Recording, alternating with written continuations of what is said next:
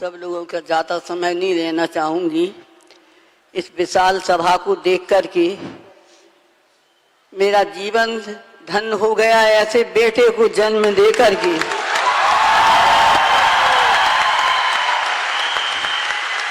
आपको दो तीन बातों का ध्यान दिलाना चाहती हूँ मैं, ज़्यादा बोलने की सामर्थ्य नहीं रही है। ये अपने माँ बाप का इकलौता बेटा है, इसके कोई बहन और भाई नहीं थे, चाचा ताऊ के तो थे, स्वयं के नहीं थे।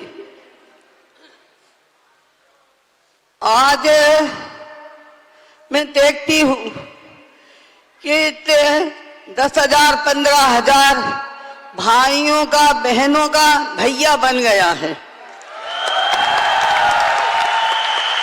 जब एक के कोई भैया कहने वाला नहीं था, और आप सब लोगों का इतना प्यार मिल रहा है इसको, सब लोग भैया कहते हैं तो मेरा हृदय एकदम भर जाता है।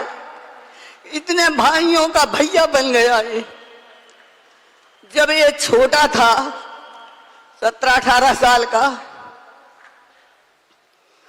इसके जीवन में क्या अरमान थे वो आज अरमान पूरे हो गए हैं। उसको देखकर मेरे को याद आ रही जो आपको सुनाना चाहती हूँ।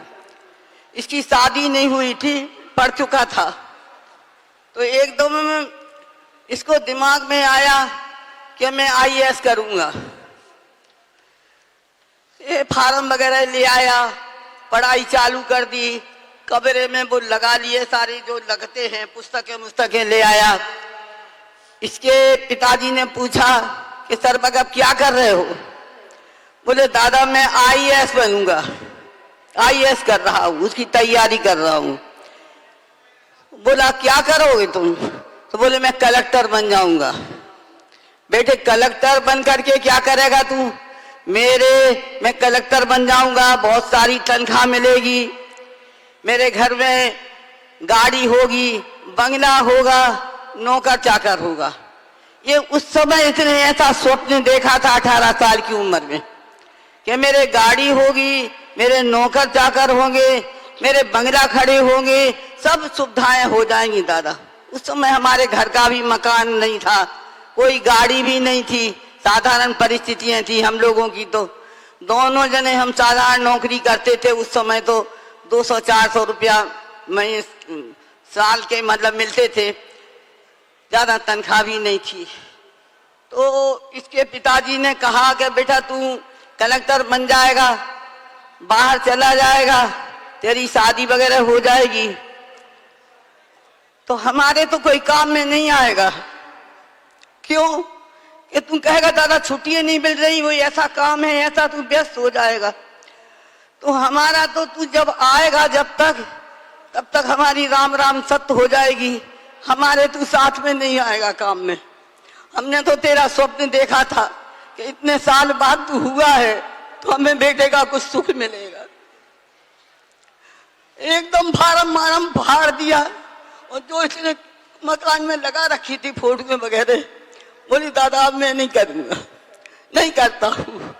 उनका वो शब्द सुन करके इसको इतना दुख हुआ। इसने बहुत सारे बिजनेस किए बेटे, आज वो प्रमोद के सुन करके मुझे याद आ गई, बहुत बड़े बड़े बिजनेस किए, यहाँ तक कि डायमंड की फैक्ट्रियां भी थी। अमिताभ बच्चन के साथ भी काम किया, सब में सफलता पाता गया। इसका जो दिमाग था बहुत चंचल था, ये छोड़ा वो किया, वो छोड़ा वो किया। आखिरकार में इसके भविष्य में ये आप सब लोगों से मिलने का, आप सब लोगों को संगठन करने का, आप सबको सहयोगी बनने का एक कारण था। इसलिए सब बिजनेसों को गौण करके और इस बिजनेस में आ गया। और मैं आपको सुनाना चाहूंगी एक बात कि इसके जो पिताजी का मरण हुआ है, इतना बढ़िया मरण हुआ है इसके समझ में कि जैसे वो कल्पना करते थे वो कल्पना इसने साकार कर दी है। 1 महीने तक घर से बाहर नहीं निकला।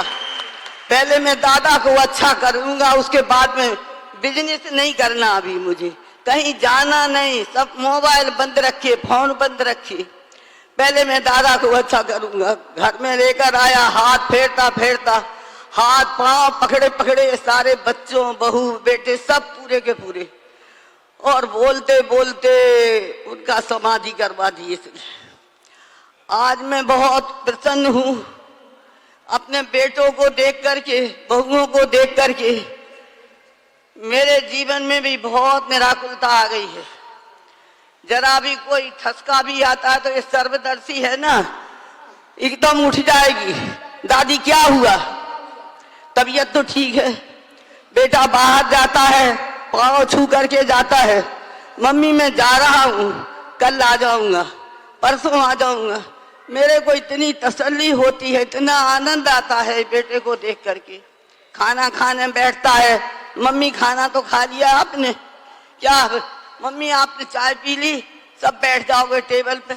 मुझे ऐसा लगता है कि मेरा जैसा परिवार है, मेरे पोता पोती, मेरे बेटा बहुएं। मैं आशा करती हूँ कि जो बिजनेस का माहौल तुम सुन रहे हो, एसपी भारल पैसा कैसे आता है, कैसे पैसा कमाया जाता है, ये तो आप सीख ही रहे हो। पर एसपी भारल से व्यवहार भी सीखो कि परिवार में कैसे रहा जाता है, अपने माँ बाप को कैसे रखा जाता है, कैसे माँ बाप की सेवा की जाती है।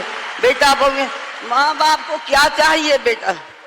एक ही सीख दूंगी मैं एक दादी के नाते कि माँ बाप को कुछ नहीं चाहिए, दो शब्द प्रेम के चाहिए और दो रोटी पेट के लिए चाहिए। तुम्हारा पैसा नहीं चाहिए, तुम्हारा कोई धन दौलत नहीं चाहिए, उन्हें कुछ नहीं चाहिए।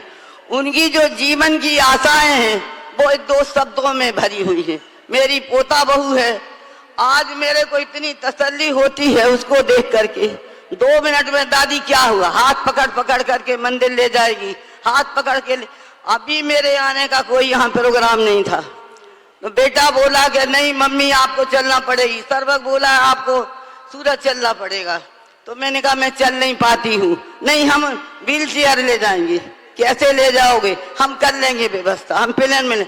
आज आप देखते हो हमारी पोता बहू गाड़ी पकड़ करके लाती है, बेटी व्हील चेयर पकड़ करके लाती है, 5 में सोती है।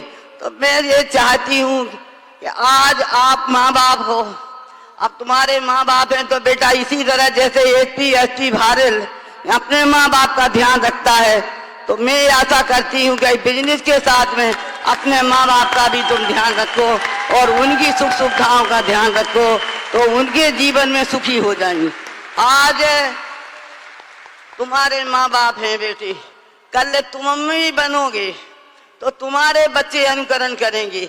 आज मेरे सर्वज्ञ, मेरी सर्वदर्शी अपने पापा मम्मी का अनुकरण करती है कि मेरे पापा इतना चाहते हैं दादी को, तो ये बच्चे नहीं सीखेंगे क्या? अनुकरण नहीं करेंगे? आज सर्वदर्शी जहाँ जाएगी वो ये अनुकरण करके उस घर में नहीं ले जाएगी, वहाँ ये अपने परिवार को सुखी नहीं रखेगी। तो मेरा आप सबसे एक ही निवेदन है कि एसपी भारल से थोड़ा व्यवहार, थोड़ा लोक लाज, अपने माँ बाप को कैसे रखना, आदर सम्मान का भी आप थोड़ा ध्यान रखो। और बिजनेस तो जैसा चल रहा है बहुत बढ़िया है, मेरा आशीर्वाद है, शुभकामना है कि इस बिजनेस रात दिन 24 घंटे आप लगे हुए हो तो दिन दूना रात चौगुना प्रगति को प्राप्त हो गए, यही मेरी शुभकामना है।